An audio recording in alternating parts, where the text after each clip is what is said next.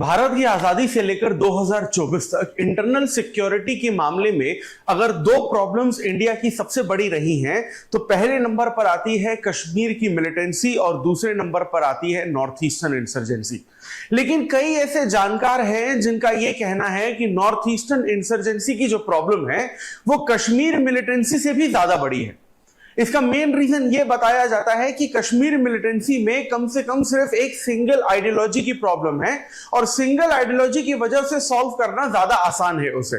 लेकिन वहीं जब हम नॉर्थ ईस्टर्न इंसर्जेंट स्टेट्स की बात करते हैं तो कुल मिलाकर हमें वहां पर 7+1 यानी 7 सिस्टर्स और 1 ब्रदर 8 अलग अलग स्टेट्स देखने को मिलते हैं और इन 8 स्टेट्स में 100 से ज्यादा अलग अलग ट्राइब्स और सब ट्राइब्स हैं जिनमें से सबकी demand, language, ethnicity, culture, tradition सब कुछ अलग है। यानी कि नॉर्थ ईस्टर्न इंसर्जेंसी की अगर मिलिटेंसी की हम लोग बात करें तो वहां पर अलग अलग ट्राइब्स की डिमांड अलग अलग होने की वजह से वहां की आइडियोलॉजी भी अलग है। यानी कि वो जो पर्टिकुलर इंसर्जेंट ग्रुप्स हैं वो इंडियन गवर्नमेंट के तो खिलाफ हैं ही, लेकिन ये इंसर्जेंट ग्रुप एक दूसरे के अगेंस्ट भी हैं। जिस तरीके से हाल ही में हमें ट्राइब्स कॉन्फ्लिक्ट में मणिपुर में कुकी, नागा और मेटी ट्राइब में देखने को मिला था। तो ये जो नॉर्थ ईस्टर्न इंसर्जेंट्स हैं ये बेसिकली किस तरीके से इंडिया में आए हैं, किस तरीके से इनको फॉरेन कंट्री से सपोर्ट मिलता है, क्या इनका हिस्टोरिकल बैकग्राउंड रहा है, इन सारी चीजों को आज के इस वीडियो में हम लोग डिटेल में और आसान भाषा में समझने की कोशिश करेंगे। Welcome to Chahal Academy, this is Anubhav Deepani. तो अगर हम लोग यहां पर नॉर्थ ईस्टर्न इंसर्जेंसीज की बात करते हैं तो साफ तौर पर बहुत सारे जानकारों का यह कहना है कि जो नॉर्थ ईस्टर्न इंसर्जेंसी है वो अपने ज्योग्राफिकल लोकेशन और हिस्टोरिकल कंटेक्स्ट की वजह से कश्मीर की मिलिटेंसी से भी ज्यादा खतरनाक है। अगर हम लोग इसके हिस्टोरिकल पर्सपेक्टिव या बैकग्राउंड की बात करें तो यह कहानी आजादी से पहले ही शुरू हो जाती है। 1946-1947 में नागालैंड इंडिया का एक अलग स्टेट नहीं होता था, जबकि बल्कि नागालैंड आसाम का एक सिर्फ डिस्ट्रिक्ट ही होता था और नागालैंड से एक व्यक्ति निकलकर आता है जिसका नाम था A.Z. फिजो। और A.Z. फिजो ये डिमांड करता है कि नागालैंड में रहने वाली जो नागा ट्राइब है अगर वो आसाम के साथ ही स्टेट में रहेगी तो नागा ट्राइब की जो लैंग्वेज है, एथनिसिटी है, कल्चर है, ट्रेडिशन है वो पूरी तरीके से खत्म हो जाएगा या ओवरलैप हो जाएगा। और नागालैंड के कल्चर और लैंग्वेज को बचाने के लिए ये बहुत ज्यादा जरूरी है कि नागालैंड को आसाम से अलग करके एक अलग स्टेट बनाया जाए। और इसी तरीके की डिमांड आसाम के कुछ अलग अलग डिस्ट्रिक्ट्स में भी हमें देखने को मिली। लेकिन इंडियन गवर्नमेंट ने आजादी के बाद यानी 1950s के डेकेड में इस पर किसी भी तरीके का ध्यान नहीं दिया। वैसे तो नॉर्थ ईस्टर्न इंसर्जेंट ग्रुप्स के जो डिमांड करने वाले लोग थे उन्हें यह लगा था कि जब आंध्र प्रदेश को लैंग्वेज के नाम पर एक अलग स्टेट बनाया गया था स्टेट रीऑर्गेनाइजेशन एक्ट 1956 के तहत, तो उन्हें यह लगा था कि नॉर्थ ईस्ट के स्टेट्स पर भी यहां पर ध्यान दिया जाएगा। लेकिन सरकार ने उस वक्त नॉर्थ ईस्ट स्टेट्स की जो डिमांड थी लैंग्वेज के नाम पर अलग स्टेट बनाने की उसको पूरी तरीके से इग्नोर कर दिया।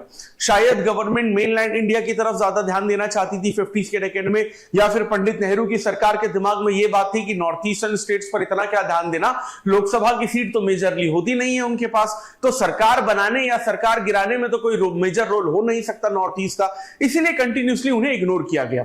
लेकिन यह सरकार का इग्नोरेंस सरकार को और भारत को बहुत ज्यादा भारी पड़ा, क्योंकि जो लोग पहले शांति व्यवस्था से डिमांड कर रहे थे नॉर्थ ईस्टर्न इंडिया में अलग अलग स्टेट्स की, धीरे धीरे वो वायलेंट रूप लेने लगे और कब ये डिमांड इंसर्जेंसी में कन्वर्ट हो गई भारत सरकार को भी इसके बारे में नहीं पता चला।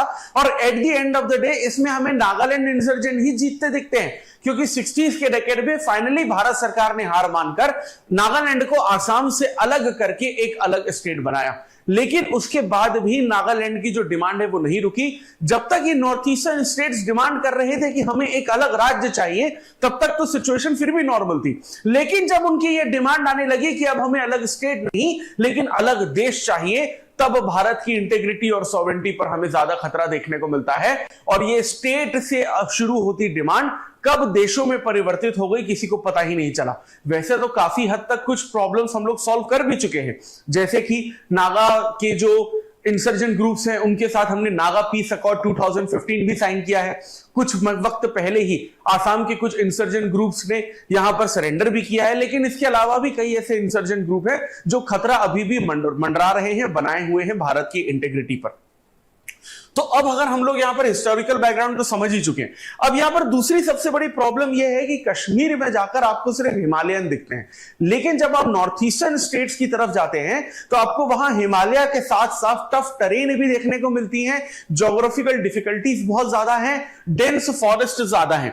और ये जो बेसिकली नॉर्थ ईस्टर्न इंडिया के स्टेट्स हैं वो चाइना, म्यांमार, बांग्लादेश, अलग अलग बेसिकली देशों के साथ बॉर्डर शेयर करते हैं, जैसा कि आप यहां पर मैप में देख सकते हैं। और जब ये नॉर्थ ईस्टर्न स्टेट्स जहां पर इंसर्जेंसी लगातार बढ़ती जा रही है, जब वो इंटरनेशनल कंट्रीज के साथ अपनी बॉर्डर शेयर करते हैं, तो चाइना जैसे देश नॉर्थ ईस्टर्न इंसर्जेंसी को बढ़ाने के लिए पूरी तरीके से असिस्ट करते हैं, क्योंकि चाइना के साथ हमारा किस तरीके का रिलेशन है ये बेसिकली हमें पता ही है। अब अगर हम लोग यहां पर इसको कश्मीर की जो मिलिटेंसी है उसके साथ अगर हम लोग यहां पर कंपेयर करने की कोशिश करते हैं, तो कश्मीर में आपको एक सिंगल आइडियोलॉजी ही देखने को मिलती है मिलिटेंसी की, लेकिन वहीं जब हम लोग नॉर्थ ईस्ट स्टेट में जाते हैं तो हमें वहां पर Naga tribe, Bodo tribe, Mizo tribe, Manipuri tribe, ये अलग अलग फ्रेगमेंट्स देखने को मिलते हैं और कोई भी एक सिंगल आइडियोलॉजी नहीं मिलती, जिसकी वजह से हम ये समझ पाए कि नॉर्थ ईस्टर्न इंसर्जेंट्स की एक्चुअली में डिमांड क्या है। क्योंकि आज की डेट में भी अगर आप एक्टिव या पार्शियली एक्टिव इंसर्जेंट ग्रुप्स को गिनने जाएं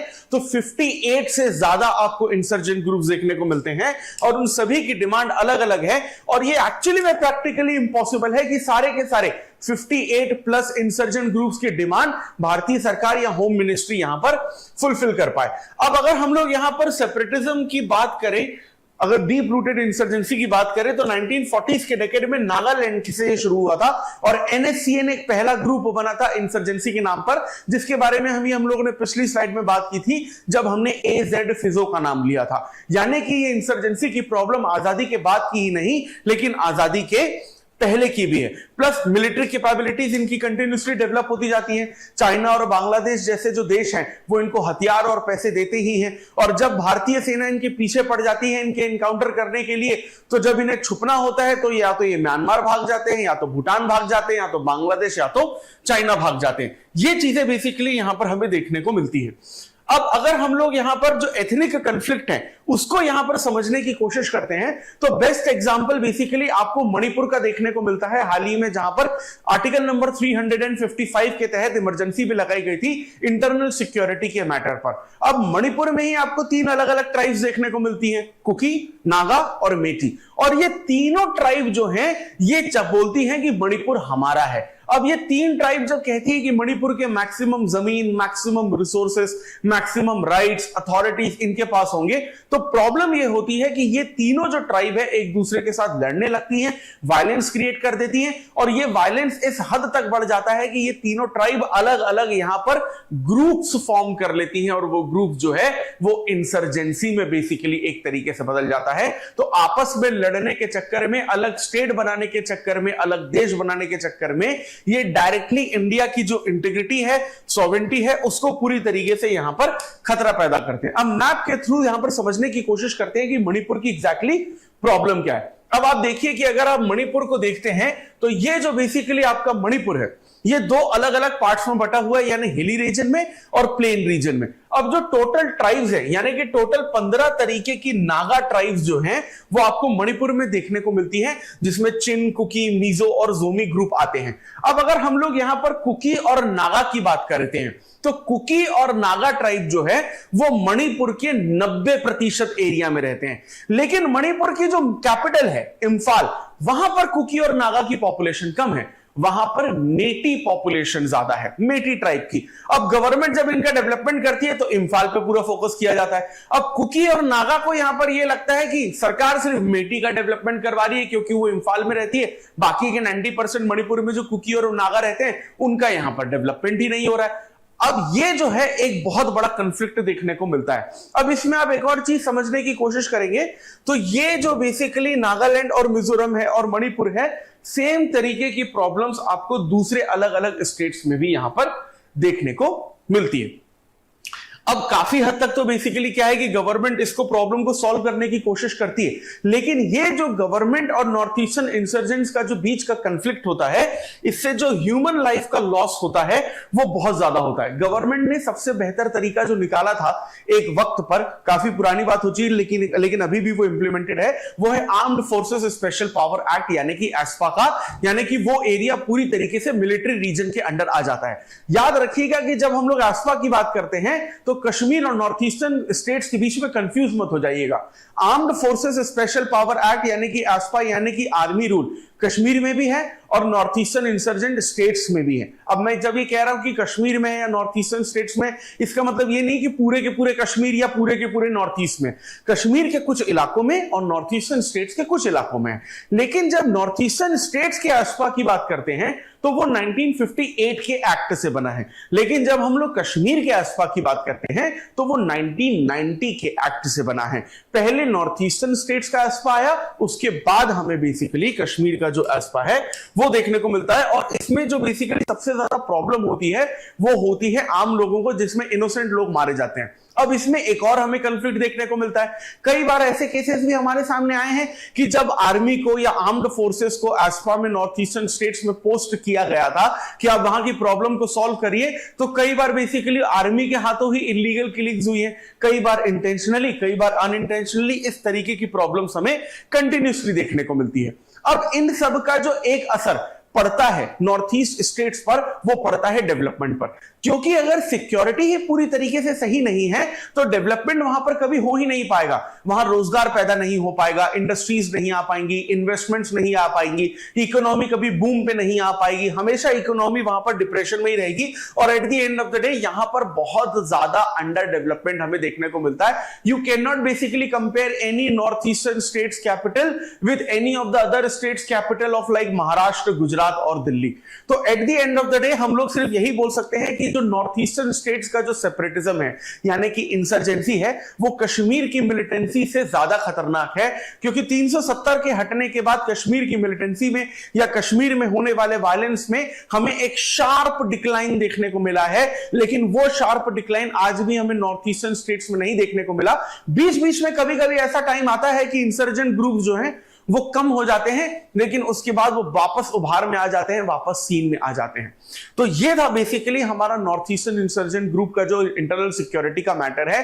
अगर इसी तरीके के कंटेंट को अगर आप डिटेल में और आसान भाषा में समझना चाहते हैं, जो आपकी यूपीएससी सिविल सर्विसेज एग्जामिनेशन की प्रिपरेशन को और आसान बना सकता है, so for that please stay tune to Chahal Academy. और अगर आप चाहते हैं कि नॉर्थ ईस्टर्न स्टेट्स की इंटरनल सिक्योरिटी की प्रॉब्लम, जिससे डेवलपमेंट कंटिन्यूअसली रुका हुआ है, अगर इस देश के हर नागरिक तक ये बात पहुंचे, तो इस वीडियो को ज्यादा से ज्यादा लाइक और शेयर करिए and subscribe to YouTube Chahal Academy for this kind of particular regular content. This is Anubhav Dipani signing off. I'll see you in the next video. Thank you very much.